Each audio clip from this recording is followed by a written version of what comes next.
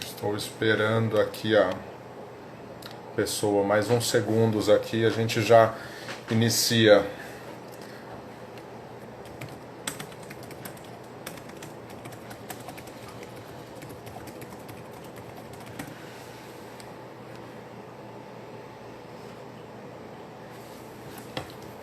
Boa tarde para todo mundo, tudo bem?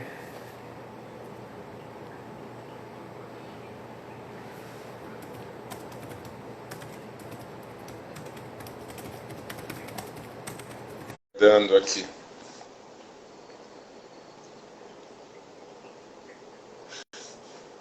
Acho que agora foi, a gente está conseguindo entrar. Oi, Olá, João. Marcelo, tudo bom? Olá, e tudo jóia? Joia. Tudo bom? Que legal, que bom que deu certo aqui. Bom, pessoal, acho que a gente já pode iniciar também, né, Neide?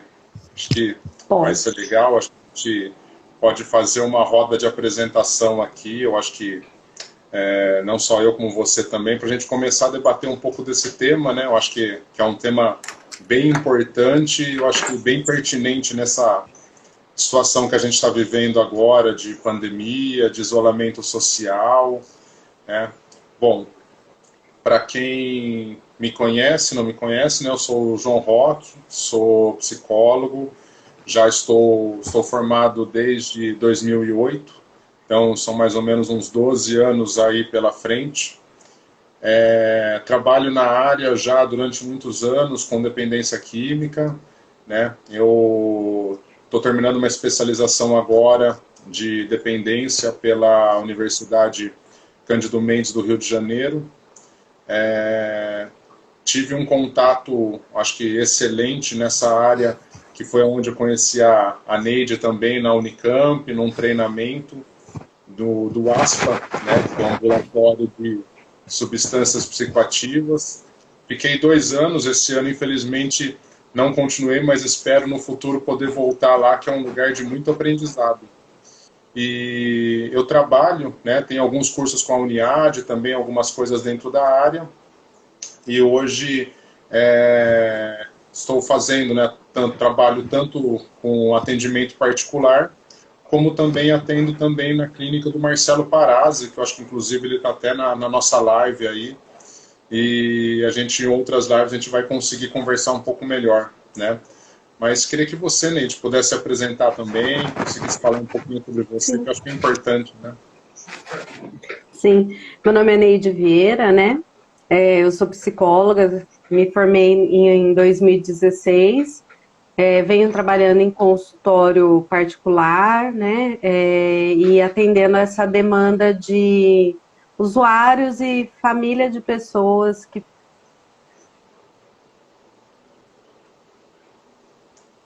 Deu uma 17 para cá travadinha aí, vem, mas tá indo. Faz voltou. parte, né? O delay. Verdade. De 2017 para cá, eu estou no treinamento lá da Unicamp para profissionais da área da saúde e nos últimos 3 anos, né? Então, eu estou no ASPA, que é o Ambulatório de Substâncias Psicoativas, né? Então, estou tendo contato aí com esse público, tanto masculino quanto feminino. E tenho algumas experiências e a ideia nossa, né, João, é poder compartilhar conhecimento para os profissionais da área da saúde, mas acho que também para o público em geral, né, sobre essa questão do uso e o abuso de substâncias, né? É isso. Perfeito. Uma coisa que nós conversamos bastante, né? Muito legal, Neide. Acho que uma coisa que a gente conversa bastante também é sobre nós profissionais, né, na área da dependência, tal. A gente conversa muito sobre o tema, mas muitas vezes outras áreas, eu acho que não só da saúde, mas outras áreas e principalmente ao público geral, e que hoje eu acho que consegue perceber o quanto está sofrendo com esse processo de isolamento, a gente começa a pensar um pouco na prevenção primária, né, que eu acho que foi quando a gente começou a iniciar até o nosso diálogo para fazer essa live, de conseguir levar para as pessoas que também não têm esse processo do uso, né? Claro que hoje nós não vamos ficar presos simplesmente num processo de prevenção primária, pessoas que não conhecem que não tem esse contato tão forte com a substância, mas também a gente vai falar um pouco da progressão, né, que é o processo do uso, um processo mais crônico entrando no abuso, até chegar num processo da própria dependência, que já é a própria doença já instaurada no indivíduo, né? Exatamente, né? E o quanto isso acaba afetando não só o indivíduo, mas o entorno dele, né? A família, né? O trabalho, né? Então ele é afetado por conta do uso da substância, mas ele acaba afetando também o que está à sua volta, né? O seu entorno, as pessoas, enfim. E vai ficando até disfuncional, né, João? Se a gente for pensar num ponto de vista mais assim comportamental, né? A pessoa vai perdendo aí algumas funções das quais exercia, muitas vezes já não consegue mais ter um trabalho de qualidade, uma presença dentro da família, né? Do papel em que ela exerce, às vezes como filho, pai ou mãe. Então isso acaba gerando também questões sociais, né? Sim, isso mesmo. O próprio processo, né, se a gente, acho que entrando um pouco no tema, né, que eu acho que é legal, que é um pouco dessa relação, né? A gente vai dividir, pessoal, em 5 grandes blocos, né? A gente vai dividir o primeiro, que a gente fez nossa apresentação geral, a gente vai entrar num processo, a gente vai entrar em 2 blocos, que vai ser dividido em 15 minutos, que é a introdução ao tema de uso, abuso, dependência, esse processo da progressão. O terceiro tema, o terceiro bloco, que vai ser de 10 minutos, que é como as pessoas estão lidando no isolamento com esse consumo de substância, né, e quais são os efeitos que isso pode ocasionar. A gente vai abrir para pergunta, né, nos últimos, né, durante 10 minutinhos, que é o quarto bloco, e o quinto bloco a gente faz o encerramento.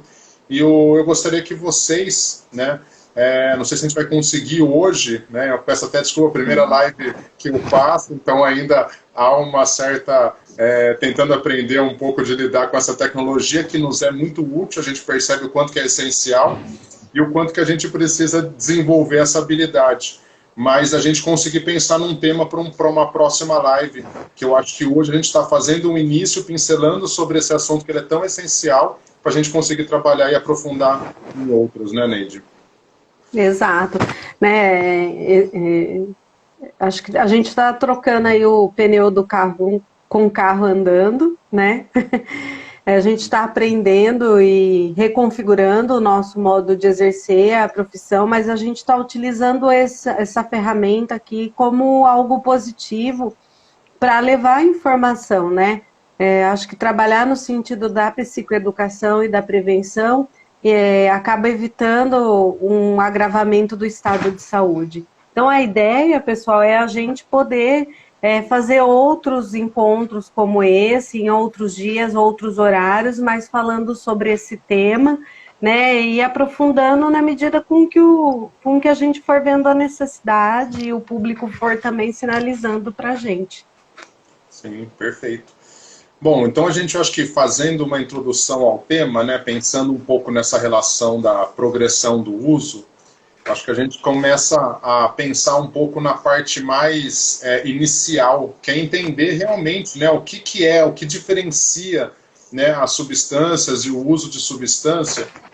Eu, particularmente, não gosto de chamar muito de dependência química, apesar de ser um nome usualmente, né, conhecido mundialmente, mas eu prefiro até por um termo do próprio CID, né, do próprio DSM, que é o transtorno por uso de substâncias psicoativas, famoso TUPA, né? E por que eu gosto desse nome? Até para a gente conseguir entender o quanto que a substância causa um transtorno, não só neuroquímico, mas comportamental, né, e até interrelacional. Mas, Felipe, se você quiser, acho que fazer a introdução a esse tema, eu vou conseguindo agregar também. Sim, eu acho que a questão que independente do tema, não fico muito apegada nessa questão mais técnica, mas o que me faz pensar é o quanto isso pode afetar negativamente a vida do sujeito, né, João? O quanto esse excesso e esse consumo, ele vai afetar a vida como um todo, não só dessa pessoa que está em uso, quanto da família. E as formas que a gente pode encontrar para ajudar esse sujeito a se reconhecer enquanto usuário, né, seja de álcool, cocaína, dentre outras substâncias, né, e o quanto isso está afetando negativamente. O que a gente pode pensar? Hoje no nosso país, se a gente for pensar num contexto mais sócio-histórico, o que a gente vai encontrar, né? É muito permitido as drogas lícitas, né? Se a gente for caminhar aí por esse percurso. E o que são as drogas lícitas, né? Aquelas que não são proibidas, são vendidas comercialmente em supermercados, padarias. E aí nós temos o tabaco e o álcool, né? Hoje a gente tem uma restrição quanto à idade, embora em alguns casos isso é quebrado, né? O protocolo, vamos dizer assim, mas ainda hoje há uma restrição. Mas ao longo da história não havia essa restrição. As pessoas faziam o consumo, compravam essas substâncias e consumiam elas em dias variados, né? Hoje, mesmo tendo a lei, a gente tem aí um consumo não só em momentos festivos, recreacionais, mas é um consumo que começa a se agravar, principalmente agora nesse período de quarentena, né? Onde as pessoas começam a se reunir dentro de casa e isso acaba ficando meio que sem limite, né? Fica tudo muito sem rotina, né? Sem regra. Sim, perfeito. Acho que pegando até um pouco no gancho nisso, né, e até conseguindo, acho que mostrar um pouco dessa progressão, eu gosto de fazer uma análise, né, gosto de fazer uma comparação muito com o próprio processo do álcool mesmo, né, de conseguir explicar a relação do uso, do abuso, da dependência, não só pela substância mais consumida historicamente, mas principalmente mundialmente, né, onde você tem acesso, como você disse, né, você tem acesso em vários tipos de comércio e que até então, né, hoje as leis são um pouco mais rigorosas, até pensando nisso, mas ela patrocinava jogos de futebol, aparecia propagandas o tempo inteiro em televisão e várias outras mídias de acesso. Mas eu faço um paralelo em relação do uso, né, nesse próprio processo inicial, nesse processo de experimentação, essa relação de estar muito envolvido o uso da substância em momentos positivos, né, onde você comemora alguma situação, onde você faz uma confraternização, onde você está próximo de familiares, amigos, enfim, aonde existe um ciclo social positivo e com muitas emoções positivas também, né, com alegria, felicidade, prazer. Mas a nossa vida não é tão boa assim, né? A gente não passa, hoje acho que a gente está um exemplo clássico disso, mas a gente não passa só por felicidades e prazeres, a gente passa por frustrações, passa por preocupações, por inseguranças, por tristezas, irritações, nervosismo, enfim, eu acho que todas as situações e emoções que a gente tem mais dificuldade de conseguir lidar. E aí né, a gente tem nossa memória aí, que ela nos acompanha o tempo inteiro, e a gente lembra que naquelas situações os amigos mudavam, as pessoas mudavam, os locais mudavam, mas tinha uma coisa que sempre estava presente, que era a substância. Então a substância não vem mais num processo de você conseguir utilizar como um processo usual, né, e social, mas também ele começa a utilizar para você conseguir lidar com algumas emoções ou algumas situações que há uma dificuldade. Na dependência, eu acho que a gente vai entrar um pouco nisso, que eu acho que é importante, a dependência já é um uso sem controle, aonde você não consegue mais associar a situação, as pessoas ou as emoções. Existem diversos gatilhos, sejam sociais, sejam gatilhos comportamentais, emocionais, familiares, enfim, que muitas vezes faz com que a pessoa queira continuar buscando aquela substância para poder satisfazer aquela sensação que causa um incômodo, né? Se a gente for pensar hoje, a gente vai entrar daqui a pouco nesse tema, que é na relação desse isolamento, de estar em casa, de você quebrar muito da rotina, né? De você não ter esse acesso tão presente como você tinha anteriormente, né? Exatamente.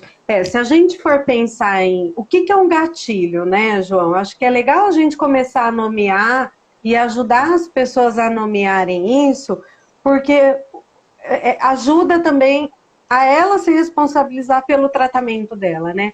Gatilho é aquela situação que te leva ao uso de substância. Então, isso pode diferenciar de sujeito para sujeito. Para algumas pessoas, o gatilho está ligado a situações de festa, convívio, passeios, enfim. Para algumas pessoas, pode estar ligada diretamente a um isolamento.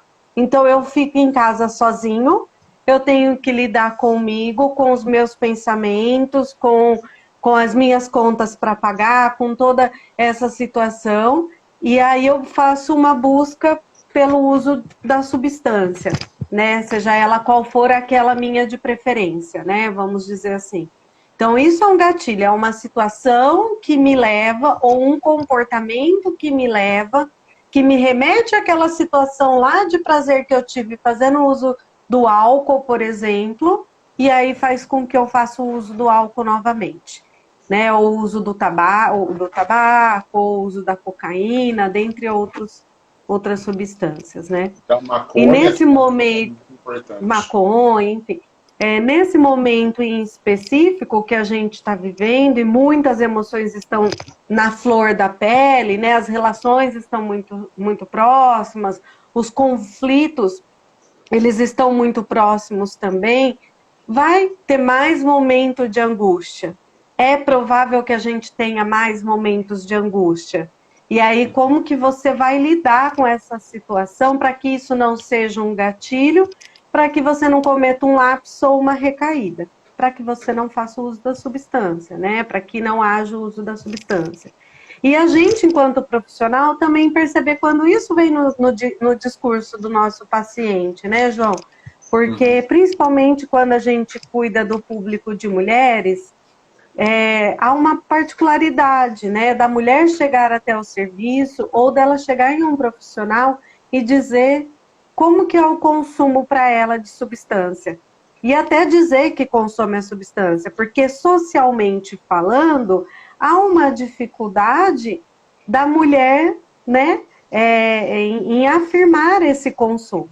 Então, muitas vezes isso está ali velado no discurso.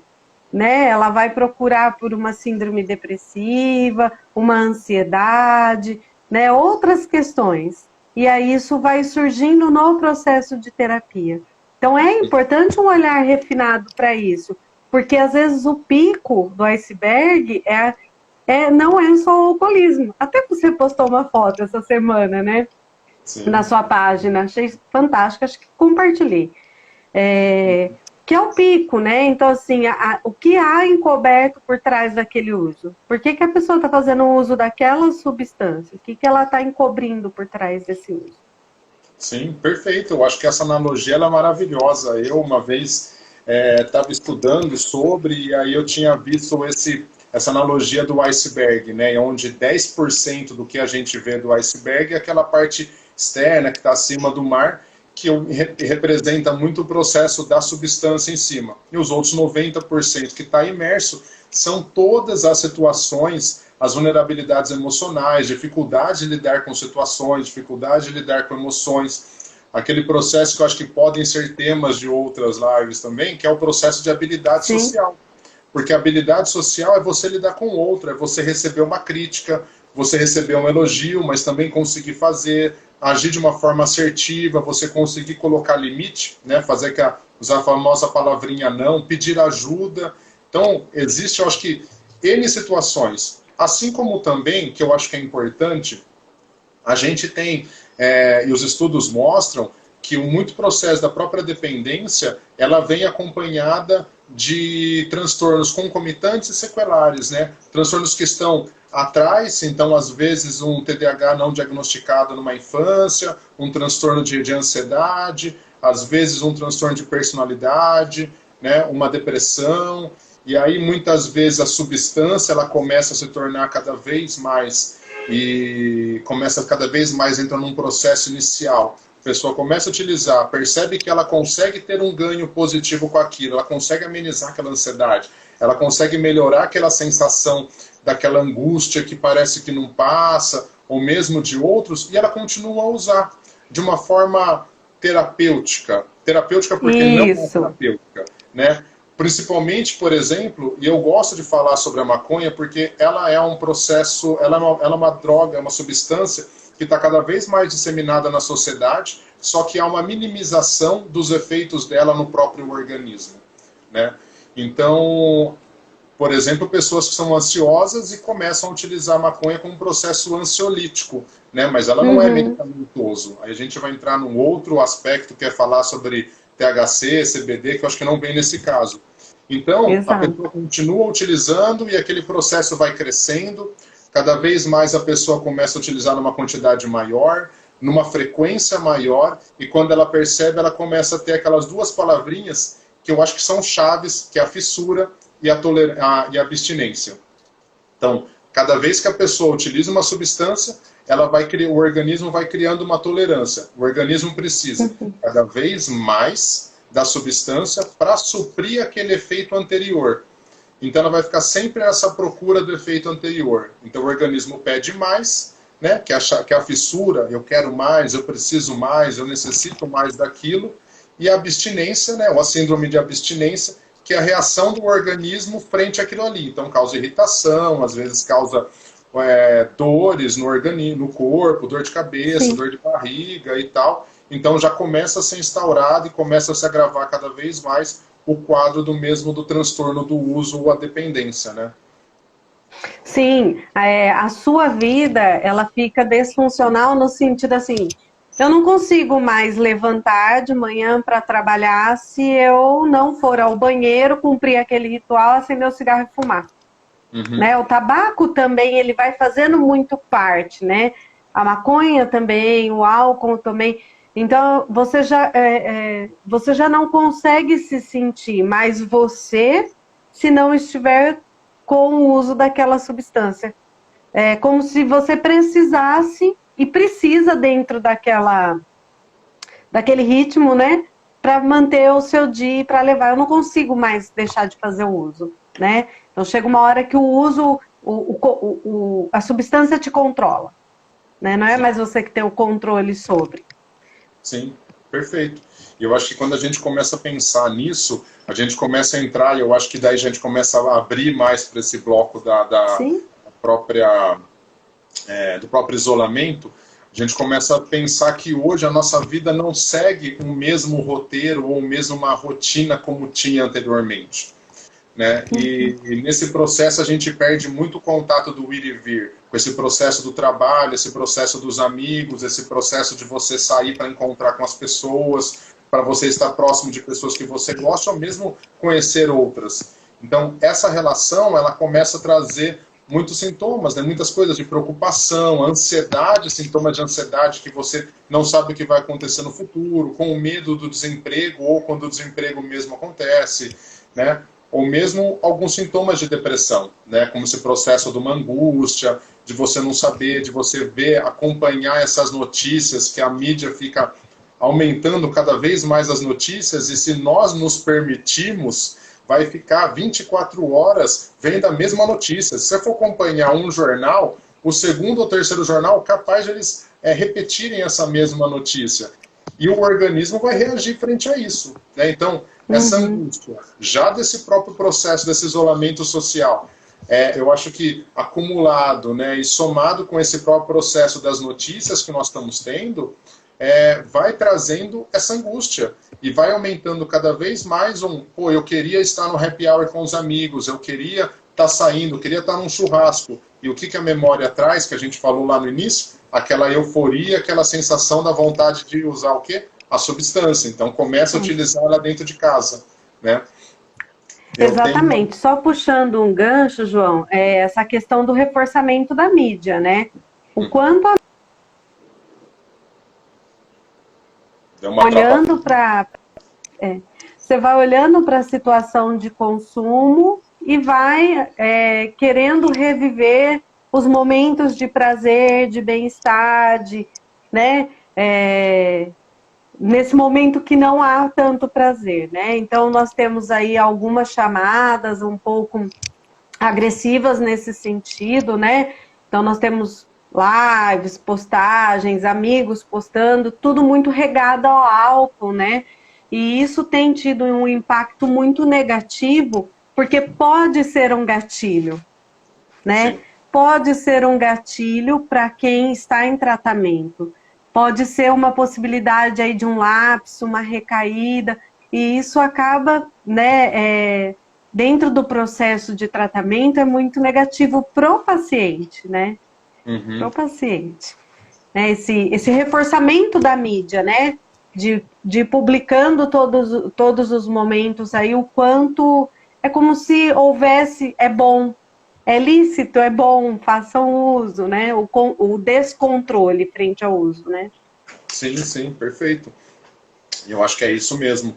O grande processo da gente conseguir, eu acho que é importante a gente conseguir repensar e pensar sobre esse assunto, é que quando as coisas se normalizarem, quando as coisas voltarem à sua rotina, muitas vezes aquela pessoa que já tem uma dificuldade emocional, que está trazendo a substância para dentro de casa, a probabilidade de depois ela continuar nessa relação do uso, né, e muitas vezes gerar um uso mais crônico ou provavelmente uma dependência, ela é altíssima, né? É claro que a gente tem que pensar que a dependência, né, pô, que existe uma visão social, né, uma visão popular, na verdade, sobre o processo do uso, né? Todo mundo que vai usar vai ficar dependente, né?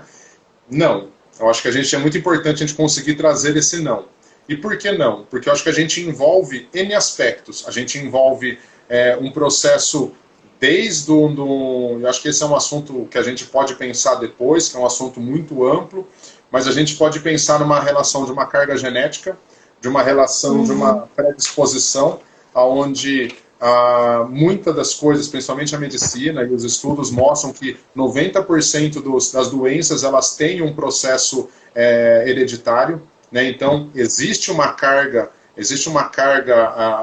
genética para que isso possa ter, mas não sendo um determinante, sim uma predisposição lá. Existe uma própria relação de uma capacidade emocional frágil da pessoa não conseguir lidar com as próprias emoções, ou muitas vezes, vou trazer um pouco para a minha linha, né, da PCC, a gente fala das nossas crenças. Então, muitas vezes, algumas crenças, como crenças de rejeição, crenças de estar sozinho, de inadequação, da pessoa ter uma baixa autoestima, isso vai favorecendo e vai contribuindo cada vez mais para que aquilo vá se agravando. Então, pessoas que têm uma... A gente não vai nem entrar em, por exemplo, transtornos de ansiedade, como, por exemplo, a fobia social ou alguns outros transtornos mais específicos. Mas, se a gente for pensar num contexto, existem alguns agravantes que contribuem muito para o aumento e instauração do quadro de dependência.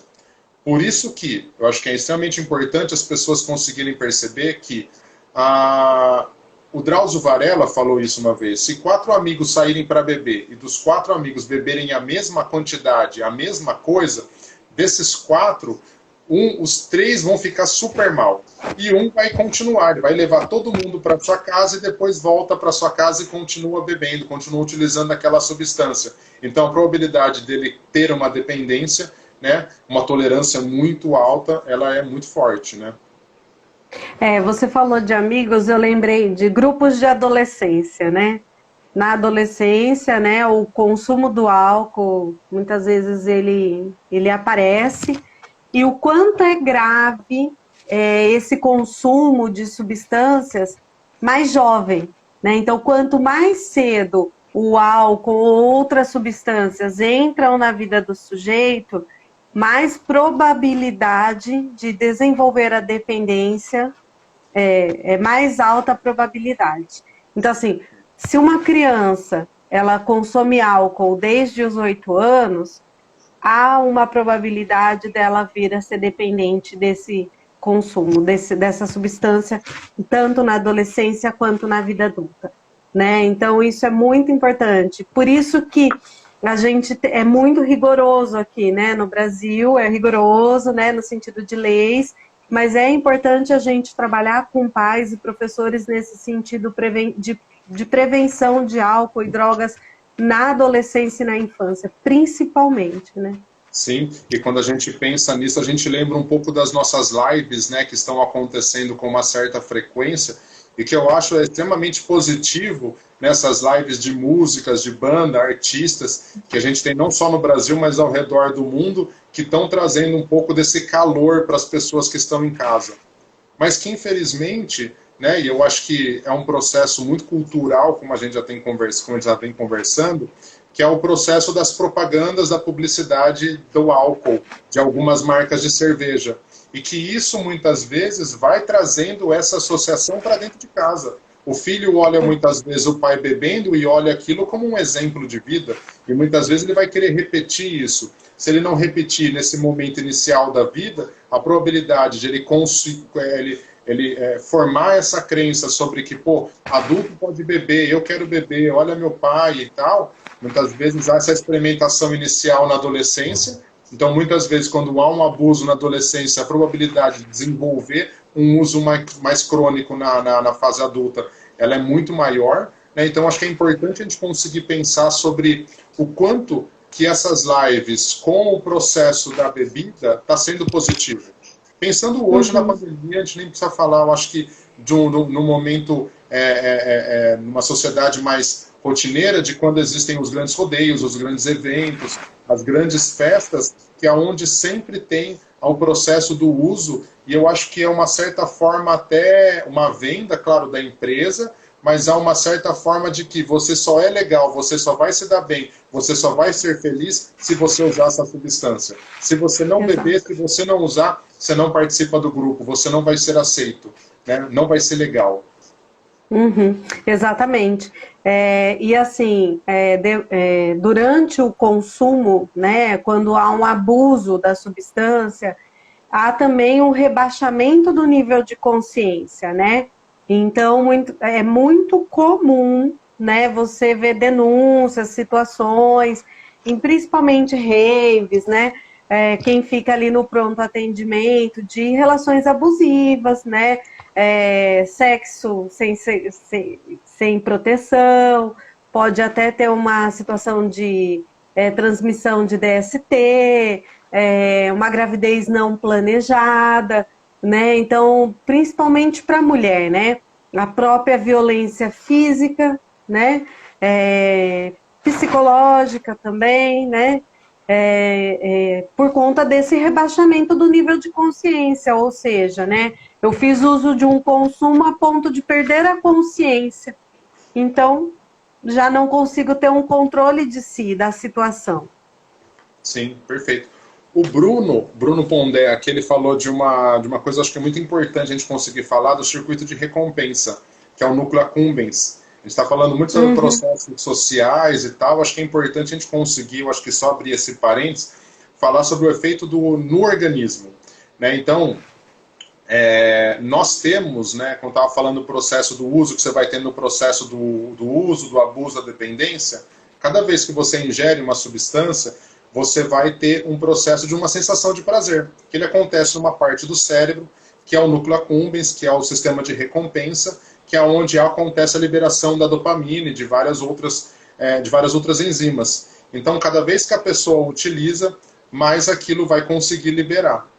Quanto mais o organismo, né, tiver acesso àquela substância, mais tolerante ele for, mais o organismo vai precisar daquela substância para produzir essa recompensa, para produzir essa dopamina, que é uma dos transmissores da própria satisfação, do próprio prazer.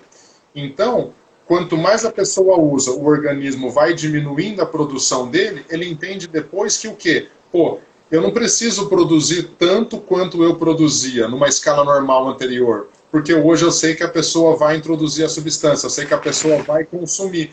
Então aí por isso que muitas pessoas que quando param de usar ou quando entram num processo de abstinência que fica sem utilizar, começa a ter muitas fissuras e começa a ter muita síndrome de abstinência, que é o organismo batendo ali, falando assim, ó, e aí? Antes você estava usando, agora você não está? Calma aí, não é assim. Então, eu vou te deixar, você vai ficar irritado, você vai ficar nervoso, você vai ficar com dor, você vai ficar incomodado, né? A dor física, né? Sim. Há uma dor, além de uma dor psíquica, né? Que essa a gente não consegue palpar, né?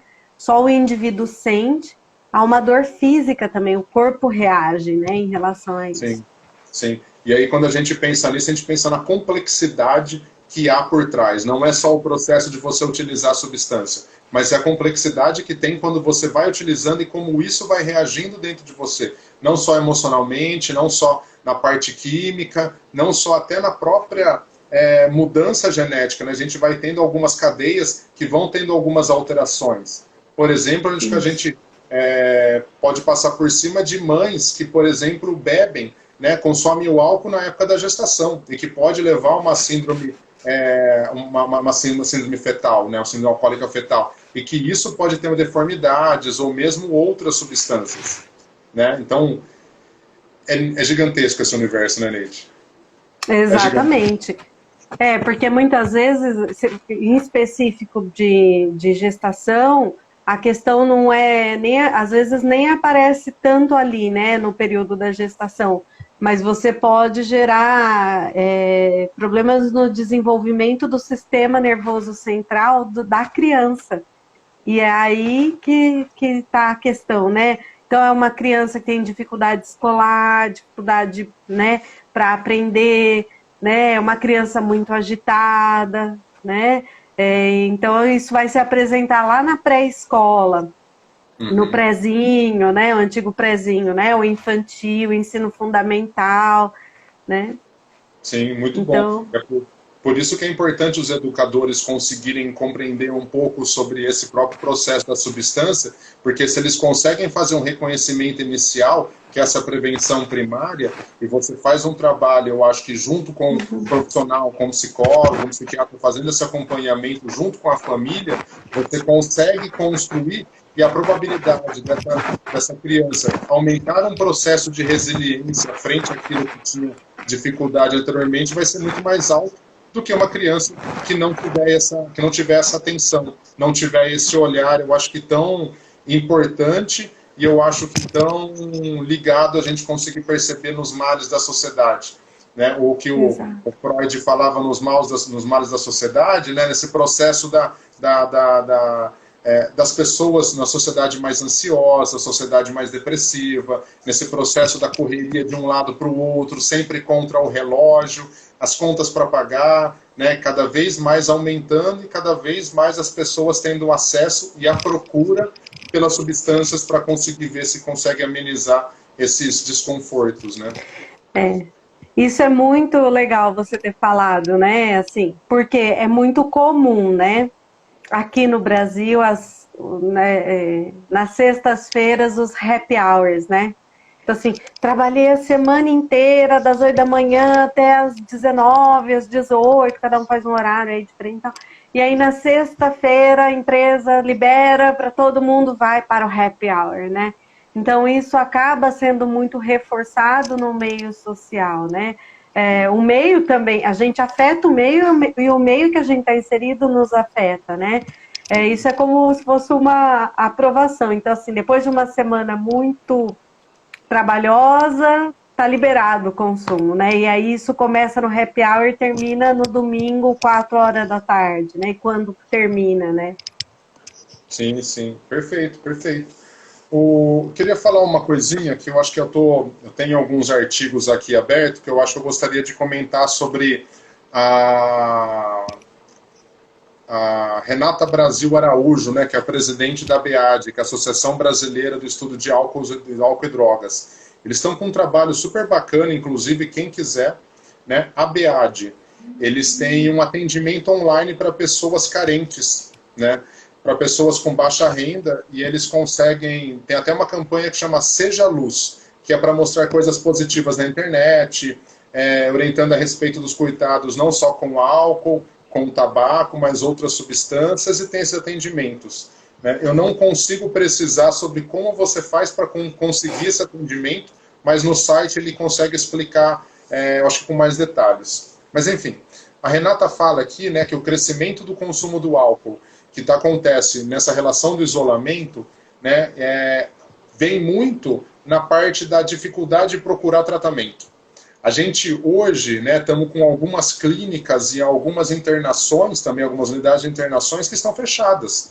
É difícil, muitas pessoas que estão numa angústia, familiares que estão numa angústia, procurando algum atendimento para aquele familiar, para aquela pessoa que está sofrendo, né, não está conseguindo encontrar. Como também os grupos de AA, Alcoólicos Anônimos, os grupos de NAs, os Narcóticos Anônimos. Porque esses grupos eles fecharam. Eles têm um atendimento online, eles têm os grupos online, mas há uma certa dificuldade das pessoas hoje conseguirem muitas vezes fazer o próprio atendimento online, né, o próprio atendimento digital.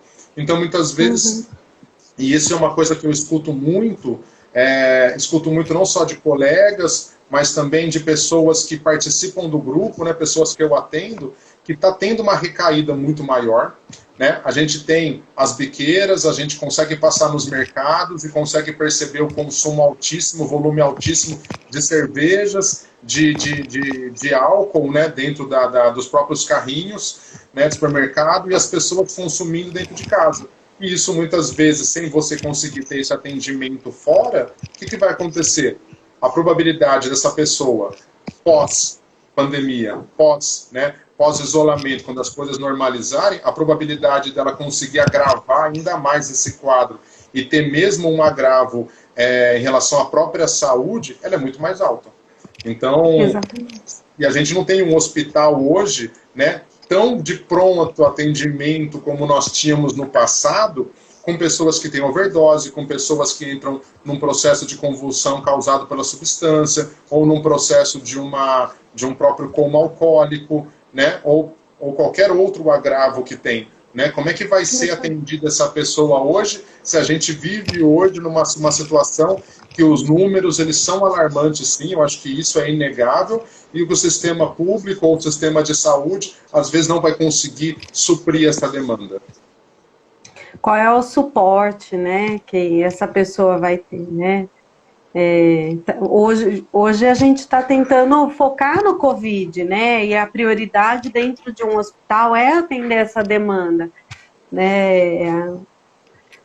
É que nem eu costumo dizer assim, o processo terapêutico e o tratamento, a pessoa precisa se identificar com esse processo, né? Então, por isso que a gente tem várias possibilidades. O grupo de NA, o AA, né? A pessoa vai buscar aquilo que ela se identifica mais, aquele suporte que ela se identifica mais para iniciar o tratamento, né? Depois, acho que, dependendo conforme for o caminhar, João, a gente podia falar sobre as fases, né, da contemplação, pré-contemplação, né? Então, eu faço uso, eu percebo que me faz mal, mas eu não vejo aquilo como um problema. Mas aí ao meu redor as pessoas falam que eu perdi a consciência, né? Então, isso é legal a gente puxar uma live com esse tema, que são as fases, né? Sim, sim. Eu acho que é importante as fases para a gente começar a perceber, porque muitas vezes aquele tio, eu acho que tem até uma pessoa, não vou lembrar agora o nome, desculpe, que ela comentou que o tio estava bebendo álcool e tal, né? E tem muitas famílias que acabam sofrendo muito porque existe um parente dentro de casa que tem um consumo de álcool ou qualquer outra substância, e aí vê o processo que isso está trazendo um prejuízo, né, não só para a família, mas também para a própria saúde, e a pessoa não fala assim, não tem problema comigo, eu não tenho problema, eu paro quando eu quiser, eu não tenho... eu vou continuar usando. Não, é só é só uma cervejinha, é só um cigarrinho. Não, só vou dar um tapinha ali, ó, e daqui a pouco eu volto aqui, mas não tem problema, sabe? Isso aqui não atrapalha o meu dia a dia. Que daí eu acho que ele está muito inserido nessas fases, né? Isso. Claro, o tema é gigantesco, a gente não vai conseguir falar sobre... Sim, não esgota, não esgota. Não esgota. Pessoal, até achei que você foi bem corajoso de puxar uma live dessa nesse período de quarentena, viu, João? Porque é um assunto muito denso, né? Então a gente vai falar de algo aí muito delicado e que é muito aceito em muitas famílias, né? Mas é algo que a gente precisa falar, é algo que a gente precisa olhar. Né? E acho que, como eu sempre falo para você, a gente tem que começar lá na ponta, né? Lá na prevenção, lá na psicoeducação, lá na atenção primária, né? para não deixar chegar nesse ponto, né? Não consigo mais viver sem o uso disso. Isso acaba fazendo parte de mim, como se fizesse parte, né?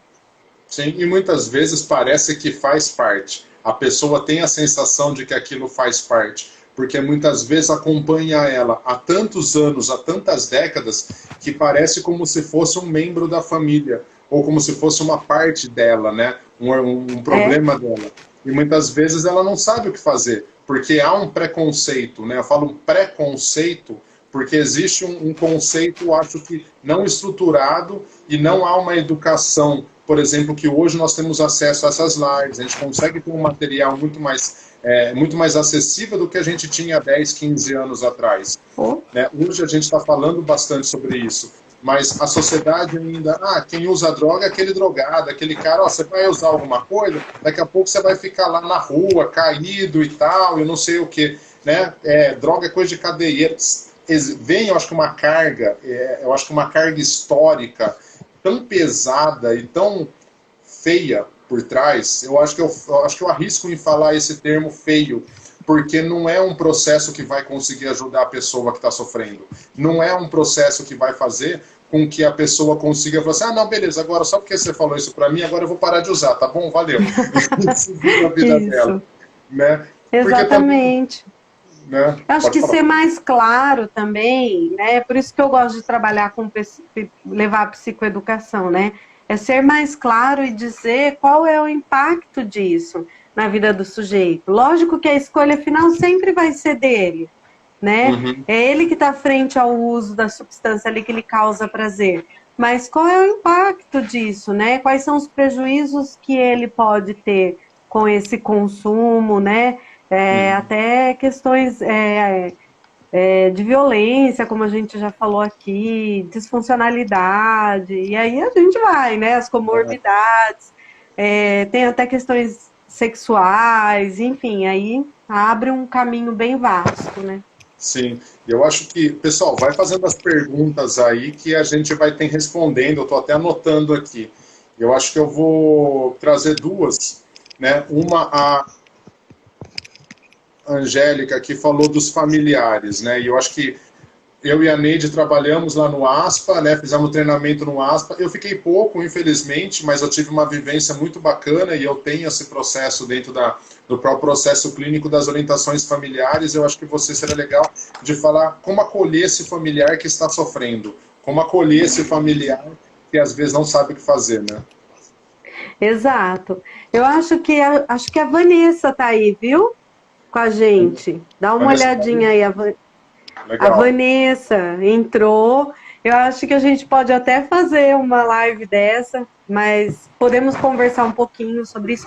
O quanto há uma codependência, né, desse familiar. Muitas vezes o familiar ele entra numa situação de codependência, minimizando também, né?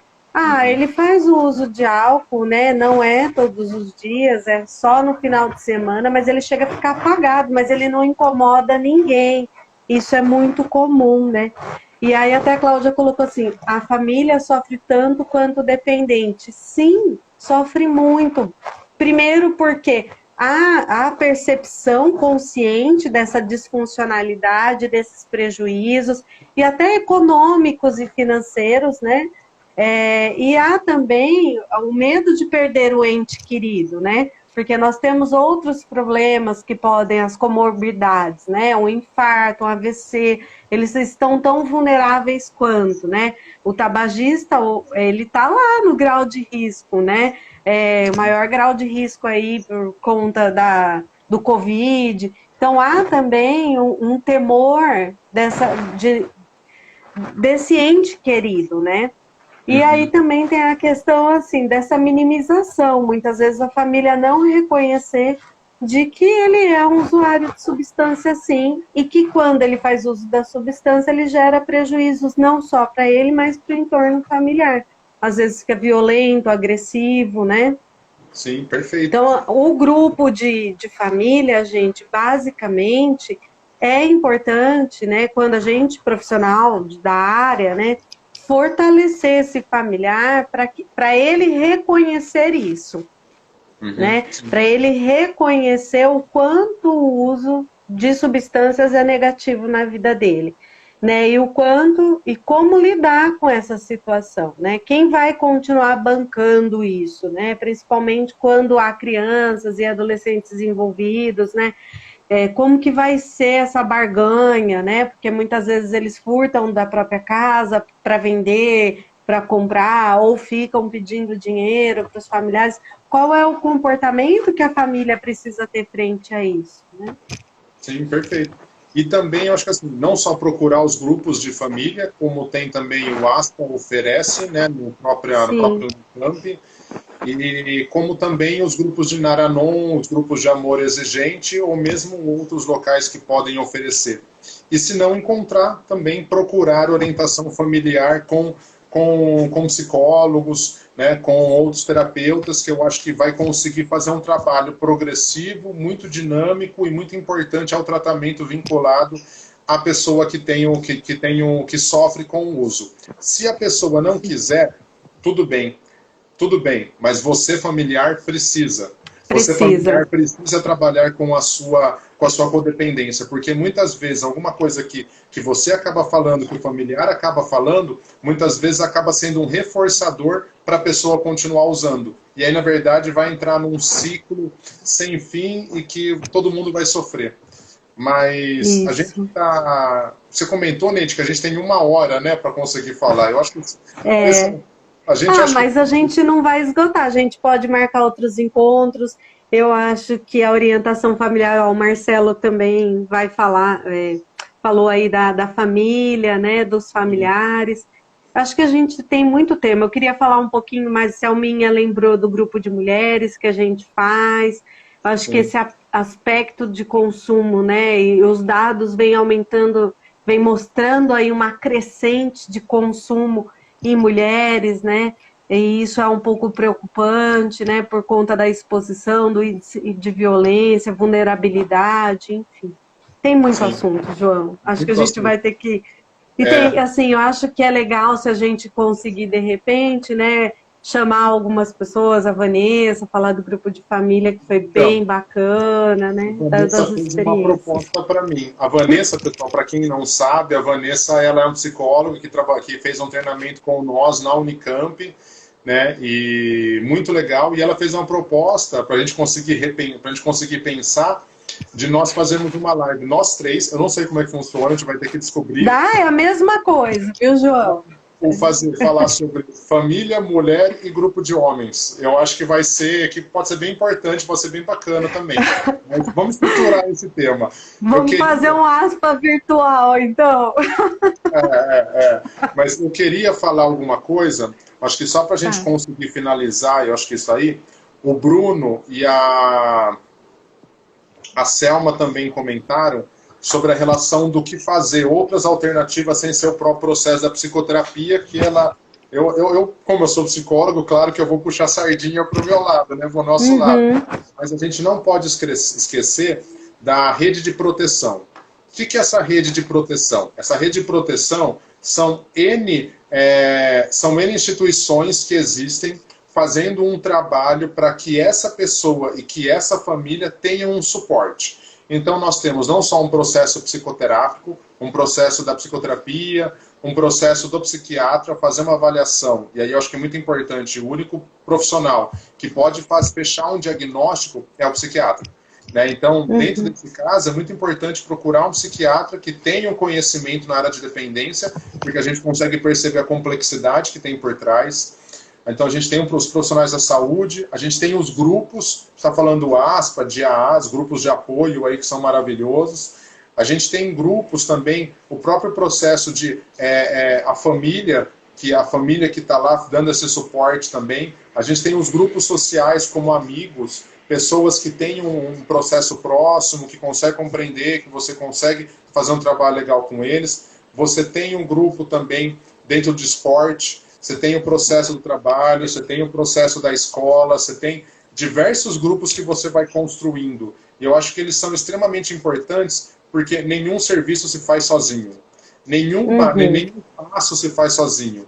se você segue sempre o mesmo caminho, você sempre chega no mesmo lugar. Então, conseguir ressignificar essa sua relação com aonde você está e entender para onde você vai, você consegue construir uma rede de apoio estruturada e muito importante. E a probabilidade disso conseguir ter frutos positivos e conseguir ver essa progressão positiva, né, não com uma ideia ilusória de criar uma expectativa idealizada, que daí a frustração é certa. Mas você criar uma expectativa real, com passos curtos, passos firmes, você vai conseguir ver esse progresso acontecendo.